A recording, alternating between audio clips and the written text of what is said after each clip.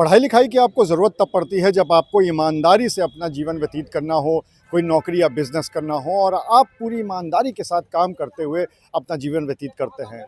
लेकिन जब शातिराना अंदाज़ हो, जब आपको धोखाधड़ी करनी हो तो उसके लिए शायद फिर पढ़ाई की ज़रूरत भी नहीं पड़ती। कानपुर में कुछ ऐसे ही देखने को मिला। यहाँ पर साइबर ठगी के मामले में पुलिस ने ऐसे शातिर को गिरफ्तार किया है जो मात्र 8वीं पास था, लेकिन उसने इस तरह के फर्जीवाड़े करके करोड़ों रुपए कमा लिए और उसके लिए जो काम करने वाले लड़के थे वो पढ़े लिखे थे और वो जो खुद आरोपी था वो मात्र 8वीं पास था।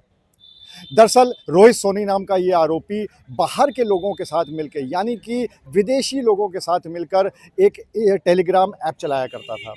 टेलीग्राम ऐप से पहले वो व्हाट्सएप पे टिप दिया करता था लोगों को कि अगर आप स्टॉक मार्केट में फलाने शेयर में निवेश करेंगे तो फिर उससे आपको इतना फ़ायदा होगा।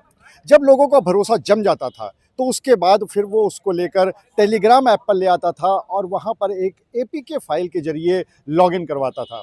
लॉगिन होने के बाद जो भी पीड़ित थे उनसे लगातार पैसे जमा करवा कर वो ये दिखवाता था कि देखिए आपका पैसा बढ़ रहा है, लेकिन हकीकत में ना तो वो कोई डीमैट अकाउंट होता था, ना ही उसमें पैसा बढ़ता था, बल्कि वो सारा पैसा क्रिप्टो करेंसी के माध्यम से विदेशों तक चला जाता था।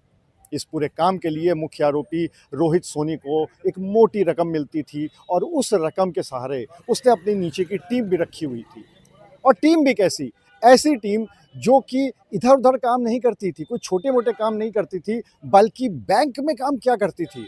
जी हाँ, जो अन्य आरोपियों को पुलिस ने गिरफ्तार किया है, उसमें एक आरोपी है अक्षय गुरु, जो कि आईडीएफसी बैंक में लोन रिकवरी एजेंट के रूप में काम कर रहा है। अगर हम दूसरे आरोपी की बात करें, मनीष मंडल, तो वो एचडीएफसी बैंक में सेल्स डिपार्टमेंट में काम करता है। अगर तीसरे आरोपी की बात करें, मयंक मीणा, तो वो एक एमबीए पास है और एक प्राइवेट बैंक में क्लर्क के तौर पे काम कर रहा है। यानी ऐसी जगहों पर काम करने वाले लड़के एक शातिर के चंगुल में आ जाते हैं और फिर उसके साथ मिलके इस पूरे फ्रॉड के धंधे को अंजाम देते हैं। क्या कहना है पुलिस का इस पूरे मामले में? चलिए आपको वो सुनाते हैं। कानपुर में पीछे जून में एक वादी ने ये सूचना दी कि उनके साथ में टेलीग्राम पे इन्वेस्टमेंट का फ्रॉड हुआ है और उसकी धनराशि लगभग पौने 2 करोड़ रुपए है। वादी रिटायर हो चुके थे और अपना उनका जो भी रिटायरमेंट बेनिफिट था वो लगभग पूरा का पूरा वो इस फ्रॉड में गंवा चुके थे। एक बहुत बड़े लेवल का फ्रॉड था जिसमें टेलीग्राम ग्रुप में उनको जोड़ा गया और उनको एक एपीके फाइल भेज करके फर्जी डीमैट अकाउंट खोलने के लिए प्रोत्साहित किया गया। उसी ग्रुप में जो ये फ्रॉड लोग थे उनके साथ ही उसमें फर्जी लुभावने ऑफ़र दे रहे थे कि हमने फलाने शेयर में पैसा लगाया और हमारे पैसे डबल हो गए, इसमें लगाया तो इसमें पैसे डबल हो गए। तो उसी आधार पे उन्होंने उसमें एपीके फाइल डाउनलोड करके फिर उसमें अपना डीमैट अकाउंट बनाया जो बेसिकली था ही नहीं, आर्टिफिशियल डीमैट अकाउंट था। और उनके बताए गए टिप के अनुसार उसमें इन्वेस्टमेंट करना शुरू किया। पैसा एक्चुअली में रियलिटी में इनके खाते से कटता था, लेकिन डीमैट अकाउंट में जो वृद्धि दिखाई दी जाती थी वो एक्चुअली में एक्चुअल नहीं होती थी। धीरे धीरे करके जब बाद में इनको समझ में आया कि इनसे पैसे तो लिए जा रहे हैं लेकिन वहाँ से पैसे निकालना संभव नहीं है, तब इन्होंने पुलिस से मदद मांगी। जब पुलिस ने वापस से उन नंबरों के बारे में छानबीन करना शुरू किया तो फिर वो नंबर बंद हो गए। उसके बाद हम लगातार उसमें लगे हुए थे। कल ये हमारी टीम ने भोपाल में जा कर के जो इस पूरे गैंग के 4 लोग हैं उनमें उनकी गिरफ्तारी करी है और उनके पास से जो सस्पेक्टेड चीज़ें हैं उनको वहाँ से बरामद किया है। अब तक की जानकारी से समझ में आया है कि रोहित सोनी नाम का युवक इसमें जो 8वीं फेल है वो इस पूरे का जो पूरा गैंग है इसका सरगना यहाँ इंडिया में है। ये लोग इन्होंने अपने अकाउंट्स के माध्यम से लोगों को ढूंढना, लोगों को व्हाट्सएप ग्रुप में जोड़ना, फिर टेलीग्राम ग्रुप में जोड़ना, फिर अपने जो इनके मुख्य सरगना हैं जो भारत के बाहर बैठे हुए हैं उनके माध्यम से एपीके फाइल लेकर के डीमैट अकाउंट में पैसे डलवाना, उसमें फ़र्जी तरीके से पैसे बढ़ते हुए दिखाना, ये काम इन्होंने किया। ये काम केवल इन्होंने हमारे जो कानपुर में मुकदमा लिखा है इसी वादी के साथ ना करके लगभग इनके ऊपर पूरे देश में 250 के लगभग एफआईआर दर्ज हैं और इन्होंने कम से कम 15-20 राज्य के लोगों को ठगा है। हमारे जनपद में भी हमारे प्रदेश में भी कम से कम 20-25 जनपदों में इनके खिलाफ अभियोग पंजीकृत हैं।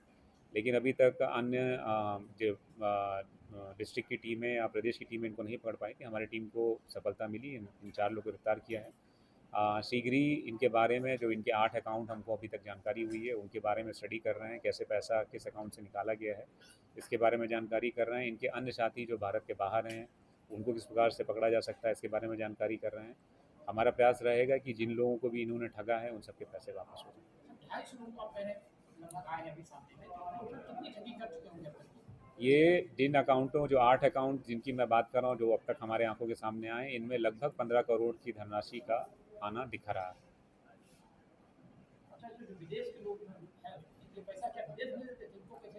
जो एपीके फाइल है, कौन से किस तरीके से इनपुट देना है, किस कंपनी के शेयर में पैसा आज बढ़ा के दिखाना है, कैसे यहाँ से इन्वेस्टमेंट को क्रिप्टो करेंसी के थ्रू लेना है, तो उसके तार जो इनके द्वारा बताया गया है वो भारत के बाहर के कुछ देशों से जुड़ रहे हैं, उसके बारे में हम जानकारी कर रहे हैं।